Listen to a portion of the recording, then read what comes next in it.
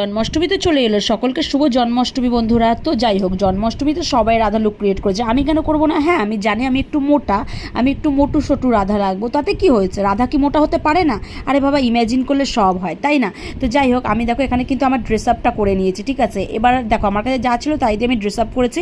আমি একটু ফুল টুলও নিয়ে এসেছিলাম, বাট এই ফুলটা আমার ইউজ করার একদম ইচ্ছে ছিল না। আমার ইচ্ছে ছিল একটু জুঁই ফুল, মানে ছোটো ছোটো ফুল যেগুলো হয় চুলে লাগায়, সেই ফুলগুলো দিয়ে কিছু ক্রিয়েট করার, কিন্তু যাই হোক পাইনি। আমি এখন এটা দিয়ে কাজ চালাচ্ছি। এই মামার থেকে কানা মামা অনেক ভালো। যাই হোক, আমি কিন্তু এই নেকলেসটাও বহুত দিন পর পরছি। আধার লুক ক্রিয়েট করবা, চুল যদি বড় না হয় তাহলে কি আর ভালো লাগে? তো চুলে তো বিনুনি করতেই হবে, তাই কিন্তু ফলস চুল চুলে লাগিয়ে নিয়েছি। যাই হোক, চুড়ি টুড়ি পরে নিয়েছি, নাকে কিন্তু নথটাও পরে নিলাম। আমার কাছে ছিল, পরে নিলাম। আমি নথটা পরছিলাম আর ভাবছিলাম রাধা কি আদৌ এরম টাইপের নথ পরতো? তারপরে ভাবলাম চলো আমি পরে নিই, রাধা পরতো না তো কি হয়েছে, আমি পরি। আর এছাড়া কি সাজ কমপ্লিট হয়েছে, কানেরটাও পরে নিলাম। আর এই মোটু সোটু রাধাকে তোমাদের কেমন লাগলো ওগুলো অবশ্যই জানাবে। এরপরে মেন যেটা আলপনা, সেটা ফাইনাল লুকটা তোমাদের নেক্সট ভিডিওতে শেয়ার করছি। তোমরা ততক্ষণ চ্যানেলটা সাবস্ক্রাইব করো। বাই।